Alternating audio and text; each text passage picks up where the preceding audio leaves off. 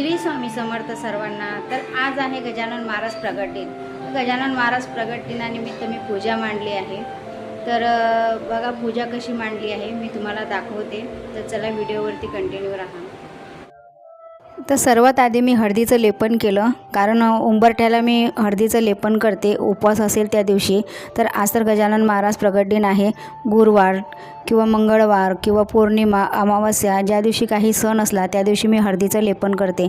कारण असं म्हणतात जर हळदीचं लेपन आपण उंबरठ्याला केलं तर नकारात्मक ऊर्जा आपल्या घरात प्रवेश करत नाही। घरातील वातावरण खूप प्रसन्न वाटते हळदीचं लेपन केल्यानंतर। आणि ही माझी सकाळची देवपूजा झालेली आहे। ही अशी माझी रोजची देवपूजा असते। सकाळची देवपूजा मी अशा प्रकारे करते।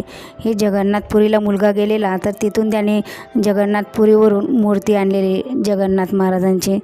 तर हे बघा बाजूला स्वामी आहेत आणि माता लक्ष्मीचा भगवान विष्णूसोबत फोटो आणि माता लक्ष्मी, कुबेर, गणपती अशा प्रकारचे देव माझ्या देवघरात असतात। मी प्रत्येक ठिकाणी म्हणजेच जास्त देव ठेवत नाही मंदिरात, कारण तेवढी सेवा पण आपल्याच्यानं झाली पाहिजे। कारण काहीकांना कशी सवय असते की आपण जिथं तीर्थाला जातो तिथून देव आणायची, पण शक्यतो मी तीर्थाला गेल्यानंतर जास्त देव आणत नाही, कारण प्रत्येक देवाची पूजा आपल्याकडून होतं असं नाही। म्हणून मोजकेच देव माझ्या देवघरात मी ठेवत असते। सर्वात आधी मी ती जागा स्वच्छ पुसून घेतली जिथं आपल्याला पूजा करायची आहे, आणि त्याच्यानंतर छोटंसं स्वस्तिक काढलं। नंतर त्याच्यावर चौरंग ठेवला आणि लाल कपडा अंथरला। पिवळा कपडा असेल तर पिवळा कपडा पण छान असतो पूजेसाठी। आणि त्याच्यानंतर कळस मांडला। कळसामध्ये फूल, सुपारी, 1 रुपया, अक्षत अशा प्रकारे 5 पानं ठेवून त्याच्यावर नारळ ठेवलं, गजरा लावला आणि फुलं ठेवलेत। त्यानंतर माझ्याकडे छोटासा चौरंग पण आहे, त्याच्यावरती फुलाचं आसन मी केलेलं आहे गजानन महाराजांना बसवण्यासाठी। महाराजांना मी दुधाने आणि पाण्याने आंघोळ करून ते जे फुलाचं आसन तयार केलेलं आहे त्याच्यावरती मी बसवलं आहे। आणि आता कुंकू लावून घेते। बाजूला घंटी ठेवली, गणपतीची स्थापना केली।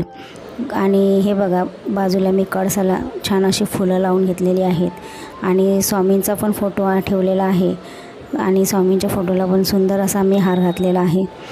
तर अशा प्रकारे बघा प्रसाद म्हणून मी केळं ठेवलेले आहेत। आणि अशा प्रकारे हे याच्यामध्ये मी दिवाला ठेवते, कारण याच्यामध्ये दिवा ठेवला ना की हा विझत नाही। खूप छान आहे हे, याच्यामध्ये दिवा ठेवायचा आणि बघा अशा प्रकारे ठेवायचा, म्हणजे पंख्याची हवा पण लागत नाही आणि दिवा छान जोडतो, विझत नाही। बाजूलाच मी अगरबत्ती लावलेली आहे, धूप अगरबत्ती। आणि हे बघा 2 लवंगा। जेव्हा पण तुम्ही दिवा प्रज्वलित करता किंवा आपण संध्याकाळी देवाजवळ दिवा लावतो, सकाळ संध्याकाळ, किंवा आपण दरवाजामध्ये संध्याकाळी दिवा लावतो त्यावेळेस त्याच्यामध्ये 2 लवंगा आठवणीनं टाकत जा। कारण दिव्यामध्ये 2 लवंगा टाकल्या तर आपल्या घरामध्ये माता लक्ष्मीचा वास राहतो आणि पैशाची कमतरता येत नाही, घरातील नकारात्मक ऊर्जा निघून जाते। तसंच जर तुम्ही थोडंसं पाणी घ्यायचं आणि जे दिव्यामध्ये टाकलेली लवंग आहे ते नंतर तुम्ही त्या पाण्यामध्ये टाकून जर पूर्ण पाणी घरभर शिपडलं तर घरात नकारात्मक ऊर्जा राहत नाही, घरातील वातावरण प्रसन्न राहते। आणि हे बघा याच्यावर मी कापूर ठेवला आहे। जसं जसं ते गरम होणार ना तसं ते कापुराचा सुगंध पूर्ण घरभर येतो आणि खूप छान असं घरातील वातावरण वाटतं। तर हे बघा अशा प्रकारे माझी पूजा मांडून झालेली आहे। बाजूला 2 दिवे लावलेले आहेत, त्याच्यामध्ये 1 दिवा लावलेला आहे, याच्यावर मी कापूर टाकलेला आहे। जसं जसं हे गरम होणार तसं तो खूप छान असा सुगंध घरामध्ये येतो। गजानन महाराजांची मूर्ती, केळं, प्रसाद म्हणून साखर ठेवलेला आहे। आणि अशा प्रकारे माझी छान अशी मी पूजा मांडलेली आहे। पाण्याचा ग्लास ठेवला, बाजूला घंटी ठेवलेली आहे। आणि हे बघा आणि छान अशी मी बाजूला रांगोळी पण काढलेली आहे। तर हे बघा अशा प्रकारे मी स्वामींची छानशी रांगोळी काढली आणि बाजूलाच असे सुंदर चौरंगाच्या बाजूला मी असे फुलं ठेवलेले आहेत। खूप छान अशी पूजा मांडून झालेली आहे। तर आता मला पारायणाला सुरुवात करायची आहे। तर मी शेगावला गेलेले तर तेव्हा तिथूनच पारायण मी घेऊन आलेली आहे। तर इकडे आपल्या इकडे दुकानामध्ये असं पारायण मिळत नाही। मी खूप ठिकाणी चौकशी केली, पण हे पारायण तुम्हाला गजानन महाराजांच्या मठामध्येच म्हणजे मंदिरामध्येच तुम्हाला हे पारायण मिळतं। तर आता मी पारायणाला सुरुवात करत आहे। पारायण वाचण्याआधी संकल्प करावा. ज्या कारणासाठी तुम्ही पारायण वाचता, तुमच्या मनातील इच्छा असेल ती इच्छा बोलून पारायणाला सुरुवात करायची. तर अशा प्रकारे तुम्ही 3 दिवस, 7 दिवस किंवा एका दिवसाचं पारायणसुद्धा तुम्ही करू शकता. 21 अध्याय जर एका दिवसाचं पारायण तुम्ही केलं तर तुम्हाला 21 अध्याय पूर्ण वाचायचे आहेत.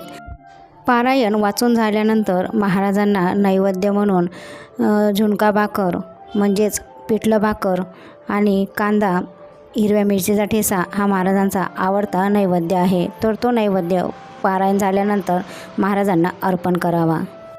तर स्वामी भक्तांनो, अशा प्रकारे मी गजानन महाराज प्रगट दिनाची पूजा मांडलेली आहे. तर तुम्हाला ही पूजा कशी वाटली नक्कीच मला कमेंट करून सांगा आणि आपल्या चॅनलला सबस्क्राईब, लाईक, शेअर अवश्य करा. तर भेटूया नवीन व्हिडिओमध्ये. श्री स्वामी समर्थ.